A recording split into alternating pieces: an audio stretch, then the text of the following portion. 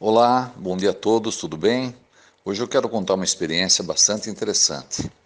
Numa certa manhã, eu estava no meu trabalho e um irmão chamado Ulisses, um irmão a quem eu tenho um carinho muito grande, ele ligou e ele estava no consultório de uma médica psicoterapeuta, que ele conversava muito com essa médica e dava muito testemunho para ela. Essa médica é uma médica muito católica. E em certa ocasião eles estavam conversando sobre a questão de adorar imagens. E aí essa médica disse para ele que ela não adorava imagens, ela venerava imagens e que venerar era diferente de adorar.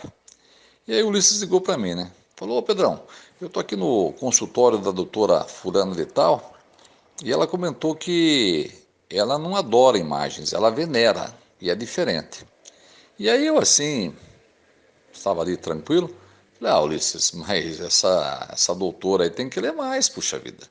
Porque adorar e venerar são sinônimos. Se ela pegar um bom dicionário e ler, então tem que ler mais. E aí ele falou para mim, né?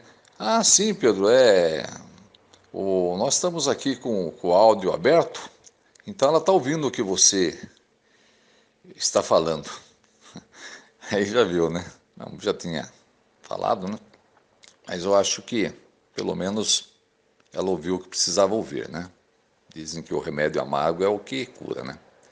Bem, então vamos analisar aqui alguns pontos interessantes dessa breve conversa. Essa mulher era uma doutora, obviamente uma pessoa muito culta, muito estudada. E se ela tinha esse conceito de que venerar uma imagem é diferente de adorar, então você imagine as pessoas mais humildes, as pessoas mais simples, né? Agora, o que será que a Bíblia fala sobre a questão da pessoa adorar uma imagem, venerar uma imagem? Será que a Bíblia condena? Será que isso não tem importância nenhuma? Eu não estou aqui criticando nenhum católico, muito pelo contrário. Você tem pessoas que eu amo e que eu tenho uma admiração muito grande, são pelos católicos. Por quê? Bem, os meus irmãos são católicos e posso dizer que meus irmãos são melhores do que eu. Quando você está passando por dificuldades, e se você tiver ali pessoas católicas do seu lado, podem ter certeza que eles vão te ajudar. Os católicos são muito prestativos, muito amorosos, são pessoas que ajudam todo mundo. Então, nada contra os católicos. Estamos apenas aqui analisando o que a Bíblia fala sobre essa questão de adorar imagens. Então, eu espero que, se algum católico ouvir esse áudio, não fique magoado comigo, porque eu tenho uma admiração, um carinho muito grande pelos católicos. Aliás, pode-se dizer que mais de 90% da minha família são católicos. Então, nada contra os católicos, tá? Bem, se você pegar a Bíblia Católica Ave Maria e for no livro de Sabedoria, esse é um livro apócrifo, é um livro histórico, mas ele não está no cânon bíblico como livro inspirado, mas é um livro que está na Bíblia Católica. Aqui o livro de Sabedoria, no capítulo 13, se você pegar, eu vou aqui citar assim brevemente, né? O versículo 11 fala de um lenhador que corta uma árvore e ali ele faz um móvel, né? Com a sobra do seu trabalho ele cozinha comida e ainda com o que restava, aquela madeira que não tinha valor nenhum, ele fez a imagem e a semelhança de um homem, percebeu? E logo em seguida diz que ele preparou um altar ou um nicho digno dessa imagem, a imagem de um homem, né? E fixou na parede segurando com um prego. Diz que ele fez isso no 14, diz que ele fez isso para que essa imagem não caísse. Perceberam? Aí no versículo 17, fala que ele implora para os seus bens, seu casamento, seus filhos, note, e não se envergonha de falar com o que é inanimado, e pede saúde ao que é desprezível. Estou lendo aqui na tradução Ave Maria, na tradução católica. O versículo 18 fala assim, ó, reclama a vida ao que é morto e procura socorro no que é débil. E para uma viagem, invoca o que não pode andar. O 19 fala, e para um lucro, um trabalho, o bom êxito de uma obra de suas mãos, pede força ao que nem é capaz de mover as mãos. Bem, então estou lendo aqui na tradução Ave Maria. No capítulo 14, diz assim no versículo 7, olha, porque é bendito o madeiro pelo qual se opera a justiça, mas maldito é o ídolo, ele e o que o fez, este porque o formou, e aquele porque sendo corruptível leva o nome de Deus. Olha o que diz o 10 aqui. E a obra sofrerá o mesmo castigo que o autor. Aí você vai para o versículo 19, diz assim, depois tem os versículos 12, 13, né, falando da vaidade que o homem introduziu no mundo. O 15 fala, né, um pai aflito por um luto prematuro e tendo mandado fazer a imagem do seu filho, tão cedo arrebatado, honrou em seguida como a um Deus, aquele que não passava de um morto. O 16 fala, esse costume ímpio, tendo se firmado com o tempo, foi depois observado como lei. Aí os versículos 19 diz assim, olha, que talvez querendo agradar ao soberano, deu-lhe por sua arte a semelhança do belo. O 20, a multidão seduzida pelo encanto da obra, em breve tomou por Deus, aquele que tinha honrado, note, como homem.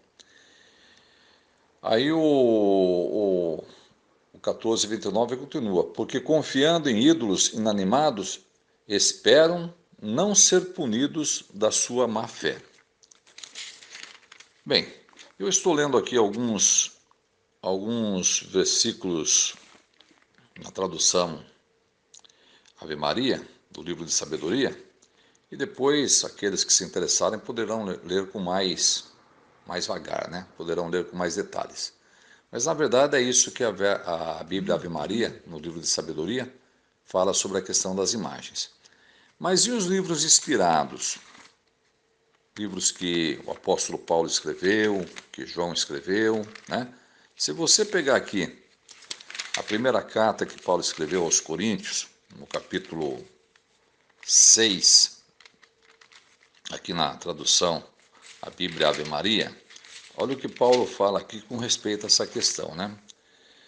Se você ler o versículo 9 do capítulo 6 de 1 Coríntios, diz assim, olha, acaso não sabeis que os injustos não hão de possuir o reino de Deus? Não vos enganeis, notem, nem os impuros, nem os idólatras, nem os adúlteros, nem os efeminados, nem os devassos, nem os ladrões, nem os avarentos, nem os bêbados, nem os difamadores, nem os assaltantes hão de possuir o reino de Deus. Então notem que aqui Paulo coloca a questão da idolatria no mesmo patamar do adultério, é isso? Do roubo, dos assaltantes. E ele fala que aqueles que praticam essas coisas não vão herdar o reino de Deus, não vão possuir o reino de Deus. Então a coisa é séria, não é uma coisa de somenos importância, né? Quando a Bíblia fala isso, é porque realmente a coisa deve ser levada a sério. Aqui no capítulo 22 do último livro da Bíblia, o livro de Apocalipse, se você pegar aí, olha, os versículos 14, o 14 diz assim, olha, felizes aqueles que lavam as suas vestes para que tenham direito à árvore da vida e poderem entrar na cidade pelas portas. Estão falando aqui dos que irão herdar a salvação. Olha o 15. Fora, ou de fora, né, ficarão os cães, os envenenadores, os impúdicos, note, os homicidas, os idólatras e todos aqueles que amam e praticam a mentira. Então aqui Paulo coloca, ou melhor, o apóstolo João, que escreveu o livro do Apocalipse no ano de 96, ele coloca que ficarão de fora da salvação, entre outros, aqueles que são assassinos, né, os homicidas, e coloca aqui os idólatras. Perceberam? Então a coisa é séria, não é uma coisa assim sem importância. E é interessante que ele arremata o versículo falando, né? E todos aqueles que amam e praticam a mentira. Então, gostar de uma mentira é tão errado como praticar a mentira. Perceberam? Então, quando eu cito essas palavras aqui, esses versículos, né? É um áudio feito assim, sem nenhum preparo de estúdio, nada, mas é assim, sai do coração realmente. É, falo isso porque eu amo os católicos, amo as pessoas que praticam essas coisas. O que nós não podemos comungar é com a prática, né? Se voltarmos lá para o capítulo 6 de 1 Coríntios, o apóstolo Paulo, né, falando da questão da idolatria e tudo mais, no versículo 11, ele diz assim, olha, ao menos alguns de vós têm sido isto, mas fostes lavados, mas fostes santificados, mas fostes justificados em nome do Senhor Jesus e pelo Espírito de nosso Deus. Então notem que Paulo está falando, né, que embora a pessoa possa ter praticado isso, ela pode mudar. E a Bíblia fala que Deus não leva em conta o tempo da ignorância, né? Quando fala ignorância é quando a pessoa fez algo sem saber, achando que aquilo era certo. Mas sempre é tempo para mudar, né? Então é nesse sentido que eu estou fazendo esse áudio, né? E aquela doutora lá que o nosso amado irmão Ulisses tinha muita amizade com ela, infelizmente, uns dias depois, algum tempinho depois, ela infelizmente faleceu, né? Mas com certeza, né? Aquelas palavras que eu falei sem saber que o Ulisses estava com o áudio aberto e que ela estava ouvindo ali, estava no viva voz, né? Ela parece-me que ela não ficou magoada comigo, não, pelo que o Ulisses comentou, né? E quem sabe aquilo tem ajudado ela a refletir mais também, né? Um bom dia a todos e que Jeová continue nos abençoando e nos protegendo.